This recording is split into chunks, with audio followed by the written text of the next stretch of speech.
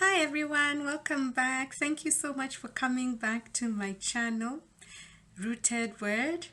And if you're new here, you've never seen me before, my name is Susan. And yes, this is Rooted Word. So I just thought I'd come by and check in. And thank you so much for those who watched. Thank you so much. I'm so grateful. I wanted to go back to the sisters. So Martha and Mary. Martha and Mary. We're still with these sisters. And I don't know, I think maybe because I don't have a sister, this story just, their life and the teaching from these two ladies is so important to me. So let's just jump right in. So in John 11, we find Jesus again with his two sisters. And unfortunately, at this time, their brother Lazarus has died.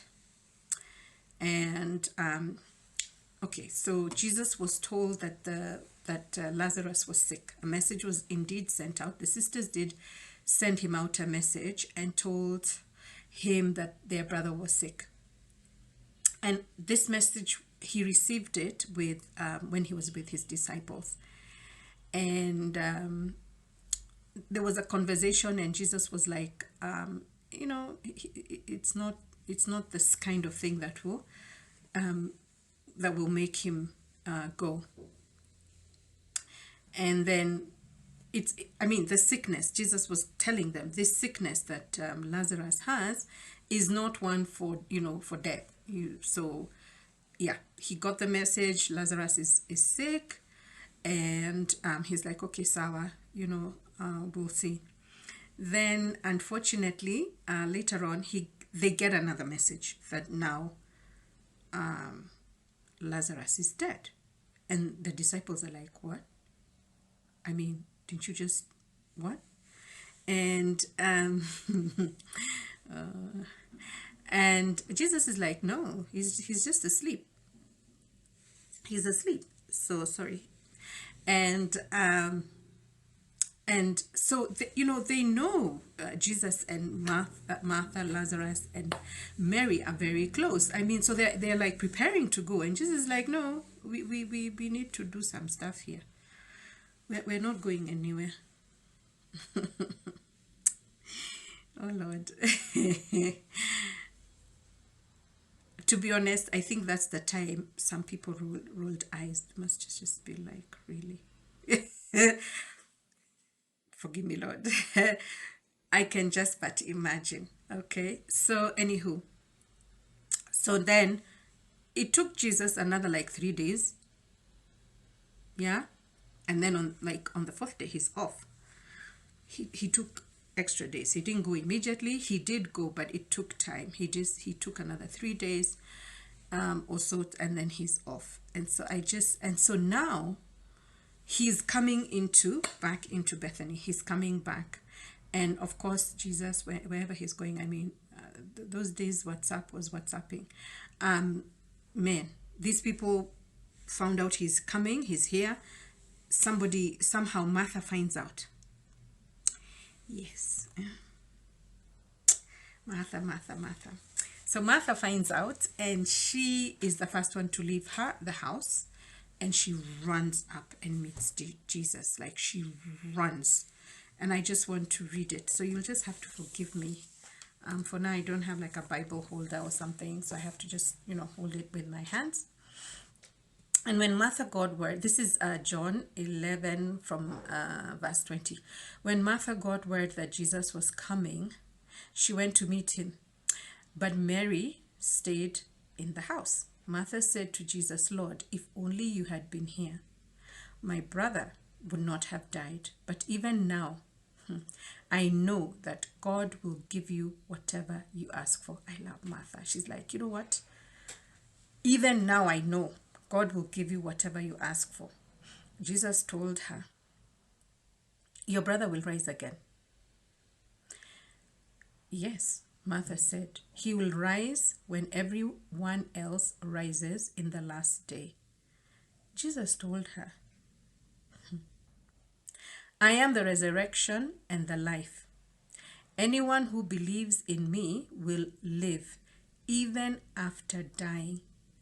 Everyone who lives in me and believes in me will never die. Do you believe this, Martha? Yes, Lord. She told him, I have always believed you are the Messiah, the Son of God, the one who has come into the world from God. Then she returned to Mary.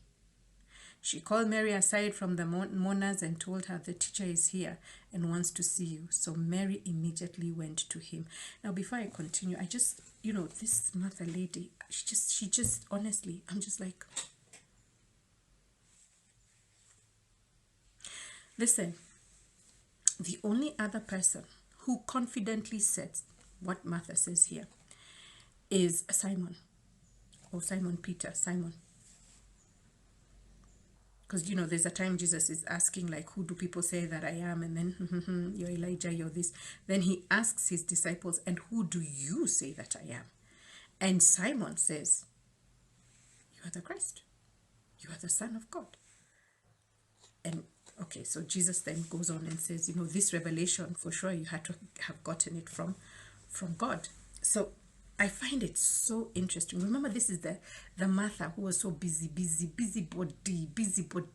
So I'm wondering, did she learn something from the last time? Remember, Martha was told by Jesus at that time, she was told, like, your sister has discovered something, and that which she's discovered, it will not be taken away from her.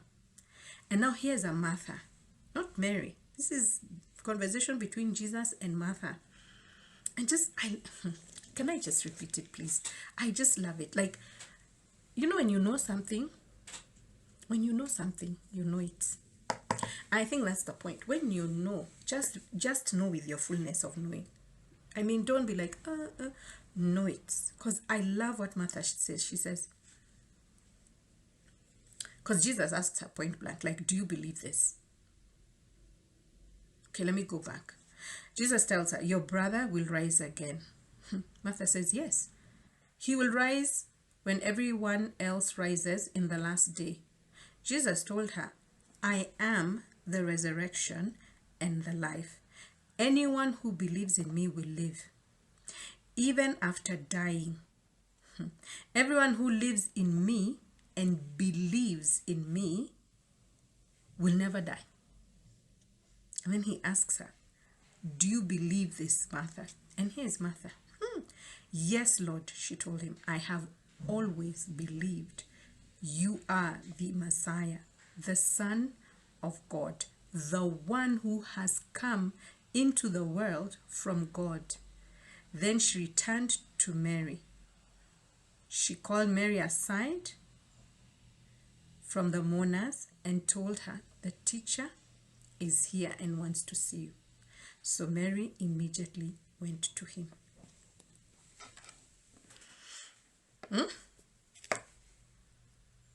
The same busybody. Let me go down. So then Mary, John 11 verse 32, when Mary arrived and saw Jesus, she fell at his feet. No, Mary understood connection. Mary understood submission. Mary understood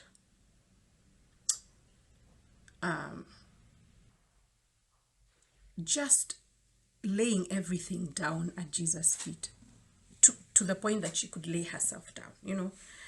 Mary was very submitted, and so she does. She comes and she fell at his feet and said the same thing. She said, Lord, if only you had been here, my brother would not have died. And when Jesus saw her weeping and saw the other people wailing with her, a deep anger welled up within him, and he was deeply troubled. Where have you put him? He asked. I'm going to just jump forward. And then this is verse 39, John 11:39. He says, this is in New Living Translation, by the way. He says, roll the stone aside, Jesus told them. Listen. But Martha Hmm? The dead man's sister protested, Lord, he has been dead for 4 days. The smell will be terrible. You know what I love about Martha? A few minutes ago, she was clear on who Jesus is. She was clear and she said it. I know even whatever you ask right now, God will do it. I know this. I know this. She's not saying anything. She's not saying Lord, bring my brother. No, she's saying whatever you ask. She goes even as, not just, she even says, I know my brother will rise. I know this. Yeah, I know. He will rise with the rest. And Jesus then tells her, no, I'm the resurrection and I'm the life. And she's like, yeah, I know. You're the Son of God. You're the Messiah who has come. Yeah.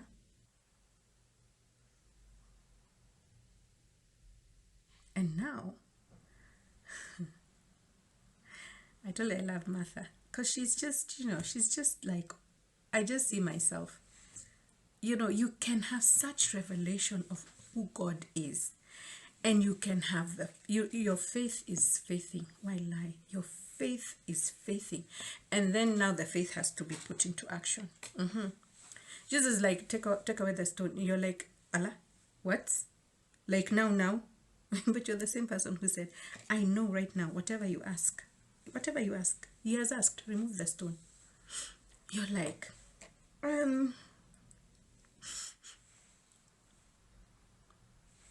it's gonna stink. It's so practical. It's so true. She's like, eh? No. We're not. Are we really doing stinky? Are we doing stinky? But the truth is, by the time Jesus is coming to some of us to remove those stones, to resurrect dead dreams, to resurrect dead businesses, to resurrect things that died, there's gonna be a stink. There's gonna kind of be a stink. And sometimes we cut short the resurrection because we are so concerned. Again, Martha is so concerned. She's so concerned about the stink.